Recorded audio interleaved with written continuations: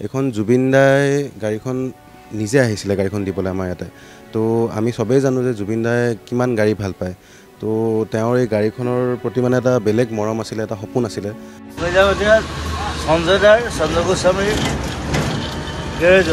জুবিন দাই এটা কথাই কৈছিলে যে গাড়ীখন মানে অৰিজিনেলিটিটো লাগিব, গাড়ীখন বাহিৰৰ পৰা যেনেকুৱা আছিলে একদম একজেক্টলি সেনেকুৱা লাগিব। আন বেলেগ গাড়ীবোৰতকৈ মানে এই গাড়ীখনৰ প্ৰতি তেওঁৰ টানটো বহুত বেলেগ আছিলে। তো মানে সদায় কৈছে যে মোৰ ভিজনটো মানে সেই ভিজনটো মই গাড়ীখনত মই দেখাবলৈ বিচাৰিছিলোঁ মানে।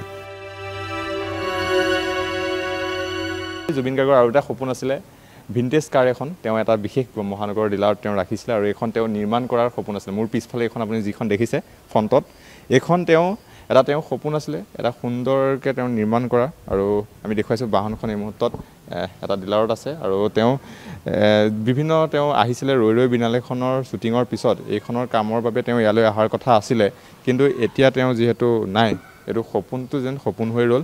আৰু কাৰৰ যি চখ জুবিন গাৰ্গৰ গাড়ী বুলি ক'লে আমি সকলোৱে দেখিলেই চিনি পাওঁ এইখন জুবিনদাৰ গাড়ী বুলি। আৰু এইখন বাহন আমি দেখুৱাইছোঁ এই মুহূৰ্তত এনেধৰণে আছে, এখন অতি পুৰণা 1952 চনৰ এই গাড়ীখন। এইখনতো একচুৱেলি এইখন হিন্দুস্তান 14 গাড়ীখনৰ নাম। এইখন 1952ৰ মানে গাড়ীখন ওলাইছিলে। এইখন জুবিন দাই গাড়ীখন নিজে আহিছিলে গাড়ীখন দিবলৈ আমাৰ ইয়াতে। তো আমি চবেই জানো যে জুবিন দাই কিমান গাড়ী ভাল পায়। তো তেওঁৰ এই গাড়ীখনৰ প্ৰতি মানে এটা বেলেগ মৰম আছিলে, এটা সপোন আছিলে যে গাড়ীখন তেওঁ মানে কেনেকৈ বনাব, কেনেকুৱা কি হ'ব। তো এদিন মানে তেওঁ আমাৰ সঞ্জয় গোস্বামী ছাৰ তেওঁক ফোন কৰিলে যে দাদা মই আহি আছোঁ, তো মই গাড়ী এখন লৈ আহি আছোঁ, এখন মই বনাম, মানে এনেকৈ বনাম যেন চবেই মানে চাব আৰু। তো দাদা আহি পেলাই আমাক গাড়ীখন হেণ্ডঅভাৰ কৰিলে। তেওঁ গাড়ীখন দিয়াৰ পিছত মানে যিহেতু তেওঁ সময় নাপায় মানে সদায় আহিবলৈ বা এনেকৈ, তো তেওঁ ছাৰৰ লগত অভাৰ দ্য ফোন ডিছকাছ কৰে যে কেনেকৈ কি গাড়ীখন বনাব। তো এতিয়া তেওঁ এটা কথাই কৈছিলে যে তেওঁৰ চিনেমাখনৰ শ্বুটিঙৰ পাছত তেওঁ আহি কেনে ভালকৈ মানে কেনেকৈ কি বনিব ইচ এণ্ড এভৰি ডিটেইলত মানে চব বস্তু তেওঁ সেনেকৈ কৈছিলে। কিন্তু আমি এতিয়া যিহেতু এইটো বহুত দুৰ্ভাগ্যৰ কথা, এটা ইনচিডেণ্ট হৈ গ'ল, সেইকাৰণে এতিয়া আমি গাড়ীখন যিখিনি পাৰোঁ আমি কৰিছোঁ। আৰু গাড়ীখনৰ বাহিৰৰ বডি যিখিনি কাম কৰিব লাগে সেইখিনি আমাৰ হৈ গৈছে প্ৰায়। আৰু যিহেতু গাড়ীখন ইমান পুৰণি ভিনটেজ, চ' ইয়াৰে বস্তুবোৰ পাবলৈ বহুত টান। চ' গাড়ীখনৰ মেকানিকেল যিখিনি বস্তু আছে আমি অলৰেডি মানে অনাই আছোঁ, অৰ্ডাৰো কৰা গৈছে। ধৰক আমাৰ বেলেগ এটা টীম আছে কেলকাতাত, কানপুৰত আছে আৰু জয়পুৰতো আছে, যোনে এইবোৰ মানে আমাৰ ভিনটেজ গাড়ীবোৰৰ বস্তুবোৰ আমি মানে আনো। তো সেইকাৰণে মেকানিকেল কামখিনি হোৱাৰ পিছে গাড়ীখনৰ যেনেকুৱা মানে পেইণ্ট যোনটো হ'ব লাগে সেইটো হৈ যাব লগালগ। আৰু জুবিন দাই এটা কথাই কৈছিলে যে গাড়ীখন মানে অৰিজিনেলিটিটো লাগিব, গাড়ীখন বাহিৰৰ পৰা যেনেকুৱা আছিলে একদম একজেক্টলি সেনেকুৱা লাগিব। আৰু বাকী ভিতৰৰ বস্তুখিনি মানে ইণ্টেৰিয়ৰটো কেনেকুৱা হ'ব, চিটবোৰ ভিতৰৰ সেইখিনি তেওঁ আহি ডিছকাছ কৰিম বুলি কৈছিলে। তো এতিয়া চাগে আমাৰ সঞ্জয় ছাৰ তেওঁ গৰিমা বৌৰ লগত কথাখিনি ডিছকাছ কৰি সেইখিনি আমি আগবঢ়াম আৰু কি কৰিব লাগে। আৰু সেইটোৱে তেওঁৰ দাদাৰ যোনটো সপোন, এইটো আমি কেনেকৈ পূৰ্ণ কৰিব পাৰোঁ সেইটোৱে আমি চেষ্টা কৰিম আৰু আশা কৰোঁ যে বহুত ভাল হ'ব এইটো। আৰু সেইটো যেতিয়া আমি পূৰ্ণ কৰিব পাৰিম সেইটো আমাৰ কাৰণে বহুত ডাঙৰ কথা, কিবা এটা আমি দিব পাৰিম তেওঁৰ কাৰণে, সেইটোৱে।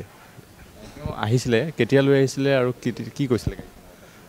তেওঁ একজেক্ট ডেটটোতো ক'ব নোৱাৰিম মই কোনদিনা আহিছিলে, হ'ল কেইমাহমান হ'ল। খালি আহি কেনে মানে তেওঁৰ যোনটো ফূৰ্তি মনত যে মানে মই এই গাড়ীখন মানে দাদাক লগ কৰিছিলোঁ তেতিয়া আমাৰ ছাৰক, যে এই গাড়ীখন মানে মই যেনেকুৱা আছে এতিয়া চাই লওক আৰু সেইটো কি হ'ব কোনো ধৰিবই নোৱাৰিব। তেওঁ এই বস্তুটো তেওঁৰ আছিলে মানে। আৰু চবেই কাৰণ আমি চবেই জানো জুবিন দাৰ গাড়ী দেখিলে আমি গম পাওঁ যে এখন তেওঁৰ গাড়ী, তেওঁৰ সেই বস্তুটোৱে আছিলে। আৰু আন বেলেগ গাড়ীবোৰতকৈ মানে এই গাড়ীখনৰ প্ৰতি তেওঁৰ টানটো বহুত বেলেগ আছিলে। তো মানে সদায় কৈছে যে মোৰ ভিজনটো মানে সেই ভিজনটো মই গাড়ীখনত মই দেখাবলৈ বিচাৰিছিলোঁ মানে। তো সেয়াই, তো আমি এইটোৱে আশা কৰোঁ যে যেনেকৈ পাৰোঁ মানে আমি দাদাৰ সেই সপোনটো, কাৰণ এই গাড়ীখনত তেওঁৰ সপোন, এই সপোনটো আমি মানে ইন ৰিয়েলিটি আনিব পাৰিম আৰু মানে পূৰ্ণ কৰিম, সেইটোৱে। কিবা বেলেগ কথা কৈছিল নেকি গাড়ীখনৰ ৰিলেটেড আৰু কিবা সপোনটোৰ বিষয়ে? নাই কালাৰ চালাৰটো ধৰক একো তেতিয়া কোৱা নাছিলে বাকী যি ডিছকাছ কৰিছিলে আমাৰ অ'নাৰ সঞ্জয় ছাৰৰ লগতে কথা পাতিছিলে মানে কালাৰটো কি হ'ব কেনেকুৱা হ'ব তেওঁৰ লগতে কথা পাতিছিলে এইটো অঁ কেতিয়া মানে নিয়াৰ কথা আছিলে কেতিয়া মানে তেওঁ মানে কৈছিলে যে মই জাষ্ট শ্বুটিংটো কৰি আহি কেনে তাত মই ভালকৈ বহিম সময় দিম লগত থাকিম কেনেকুৱা কি হয় মই চাম বস্তুটো গোটেই গাড়ীটো ক'ৰ পৰা ক'ৰলৈ যায় গোটেইখিনি প্ৰচেছটো তেওঁ চাব বিচাৰিছিলে এতিয়া সেই বস্তুটো ধৰক এনেকুৱা কাম এটা কৰিবলৈতো সময় আমি ক'ব নোৱাৰোঁ কাৰণ এইটো বহুত মানে লাহে ধীৰে আৰামত কৰা বস্তু হয় কাৰণ এই বস্তুটো ইচ এণ্ড এভৰি বস্তু আপুনি ইন ডিটেইল লাগিব আৰু বস্তুবোৰ পাবলৈও বহুত টান কিন্তু ধৰক আমি যিমান তেওঁ কেতিয়াও মানে আমাক সময়ৰ কথা কোৱা নাছিল যে মোক ইমান জল্দি লাগিব এনেকুৱা কৈছে যে আৰামত কৰা কিন্তু মই লগত থাকিম চাবলৈ গোটেইখিনি বস্তু মই চাম মানে জুবিন দাই বনাই থকা টাইমত লগত থাকিব কৈছিলে যে মই গোটেই বস্তুখিনি চাম আৰু কাৰণ তেওঁ ইমান ব্যস্ত থাকে তো সদায় অহাটো তেওঁৰ কাৰণে টান ধৰক এনেও গাড়ীখন যেতিয়া দিছিলে দিয়াৰ পাছত তেওঁ এবাৰ দুবাৰ আহিছে চাইছে কেনেকুৱা কি আছে বাকী মানে যেতিয়া গাড়ীখন ধৰক শ্বেপ লৈছিলে আৰু তেতিয়া তেওঁ কৈছিলে যে মই কেনেকুৱা প্ৰচেছটো হয় কি হয় গোটেইখিনি তেওঁ চাব বিচাৰিছিলে ইচ এণ্ড এভৰিথিং আনি দিছিলে হয় তেওঁ নিজে বহি পিনে নিজে আহিছিলে মানে আমাৰ ইয়াৰ শ্ব'ৰুমলৈ তেওঁ নিজে বহি কেনে গাড়ীখনত বহি কেনে আহিছিলে লগত তেওঁৰ এজন গাড়ী চলাই কোনোবা এজন আহিছিলে লগত আৰু এজন মানুহ আহিছিলে আৰু কৈছিল নেকি নাই বেলেগ সেয়াই মই যোনটো আপোনাক ক'লোঁ তেওঁ মানে খালি এটাই কথা মানে যে মই এই গাড়ীখন যেনেকৈ আনিছোঁ দাদা সেই বস্তুটো আজি চাই লওক আৰু পিছলৈ কি হ'ব সেইটো মানে মানুহে মোক ক'ব আৰু যে মোৰ এই গাড়ীখন লৈ বেলেগ এটা ভিজন আছে সেই ভিজনটো মানে কোনো বুজি নাপাব চাগে এই গাড়ীখন দেখি পেলাই মোৰ ভিজনটো বুজি পাব এটা সপোন আজিৰ নহয় এইটো তেওঁৰ বহুত আগৰ সপোন আছিলে তো তেওঁ মানে আমাৰ থ্ৰুদি সেই বস্তুটো তেওঁ পূৰ্ণ কৰিব বিচাৰিছিলে আৰু আমি নিশ্চয় কৰিম বস্তুটো ৰাস্তাত তেওঁ এটা বেলেগ হয়